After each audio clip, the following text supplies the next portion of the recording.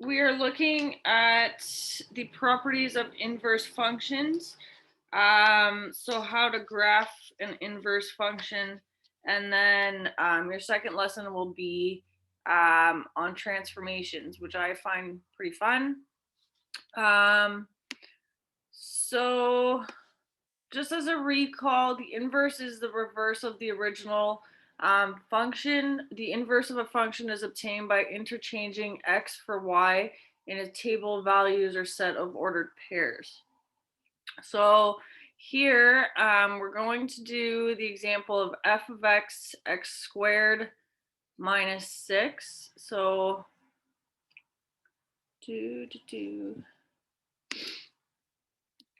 So we're going to do the graph of x squared minus 6, which will look like 1, 2, 3, 4, 5, 6. So it will look like this.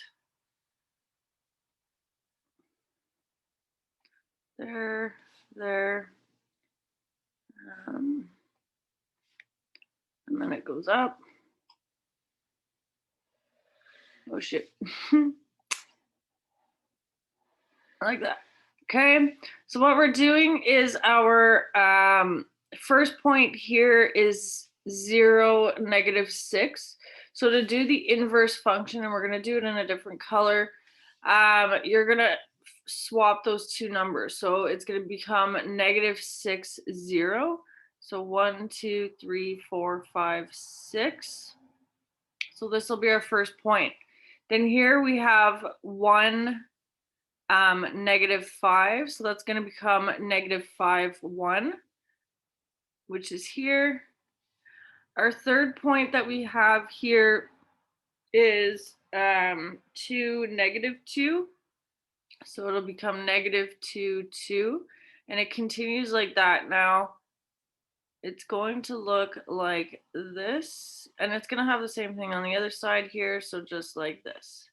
So what you do is you swap your x and your y on your graph. Okay, so I'm going to erase that. We're going to look at how to do the equation of it. Okay, so our original equation is, I need my pen for this. Okay, so our original function is f of x equals x squared minus 6. So you're going to change the f of x to a y. But then our next step is to change our y and our x, and we're swapping it. So this is going to become x. This is going to become y squared minus 6. Okay, so our first step, switch y and x. Okay, and then our second step is to solve for y. Okay, so we're going to have x plus 6 equals x or y squared. And then y becomes square root of x plus 6. And that would be our answer. So you can rewrite it as the inverse function is the square root of x plus 6. Okay, our domain for f of x was all of our x values. So I can't make reference to the graph here because I don't have it anymore, but you can see it. Whereas our range is anything higher than -6. Like that. So for the inverse function of that, our range becomes our domain and our domain becomes our range. So this guy goes here. So our range, our domain is going to be x is a real number as long as x is larger or equal to -6. And you saw that on the graph. There wasn't anything on the other side of that graph. And then here our y is any number.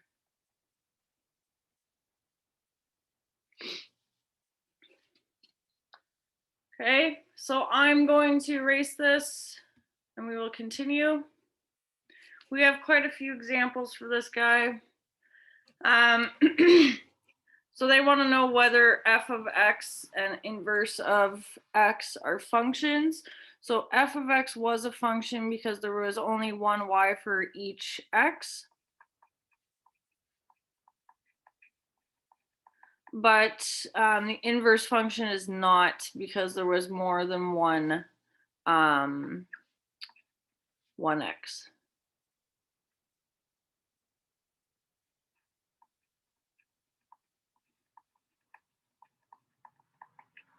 Okay. So I'm going to erase this and we're going to do another example.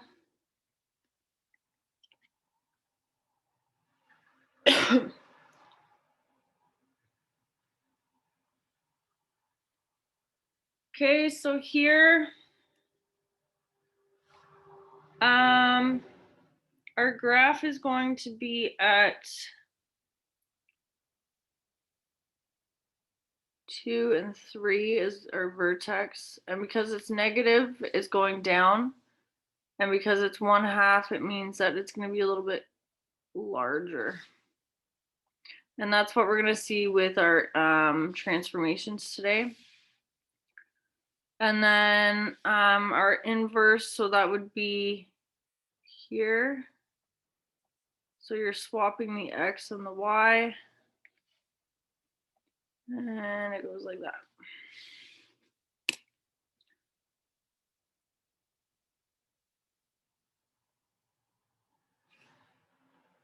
Okay, so I'm going to clear this and we're going to look at B.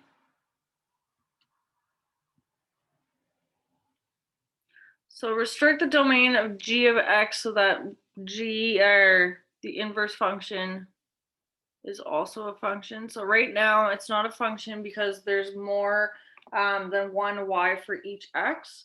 So we have to restrict that so that it can have just one x. Okay, so what we're going to do is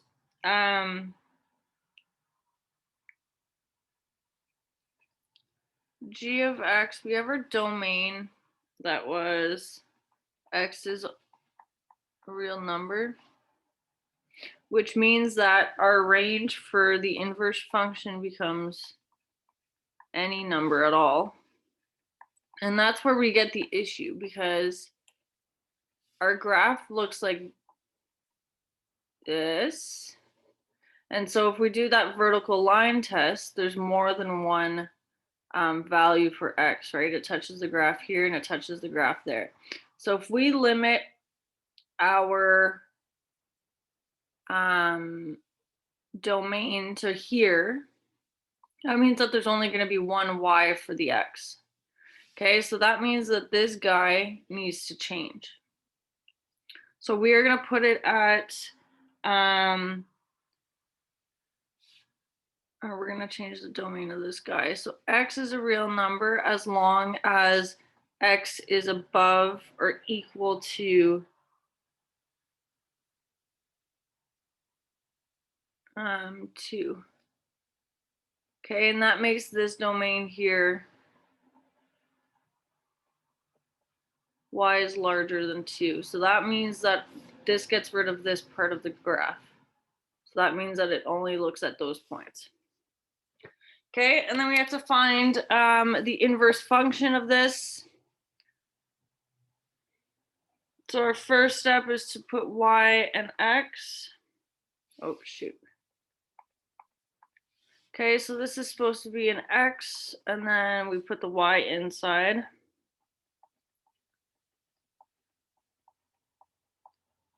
Like this. Okay, so that gives us x minus 3.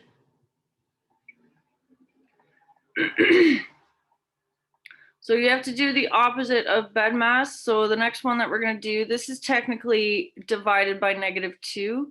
So we're going to do times -2. And we are left with this. So that gives us the square root of -2 x minus 3. And then y is equal to. So hopefully you guys remember how to solve. And this is relatively easy. And that is your answer.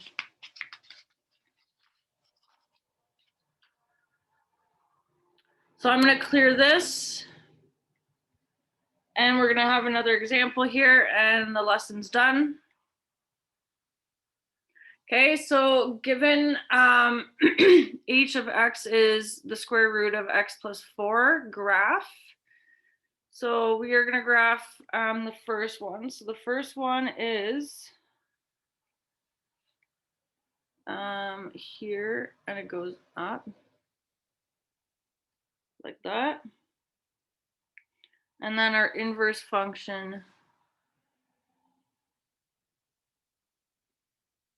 would be like this. Okay, so I'm going to clear that. We're going to find the equation for the inverse function.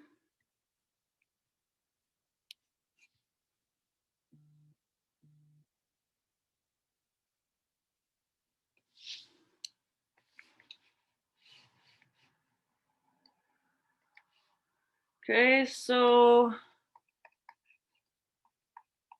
y equals the square root of x plus 4. So we swap our x and our y and solve for y. So that becomes x squared. So y is equal to x squared minus 4. So for h of x, the domain is any x. And for our range, y has to be larger or equal to -4. And then we're doing the inverse function. So you're switching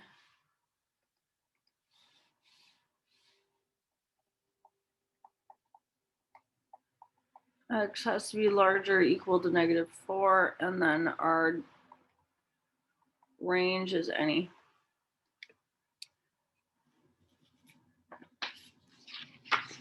Okay, so I'm clearing this. We have a few notes at the bottom here to take pointers on. So y equals x squared defines a function, but its inverse does not. So we saw that x squared was a function, but it was usually, well, the inverse function of x squared is plus or minus square root of x. So that's why it's not a function.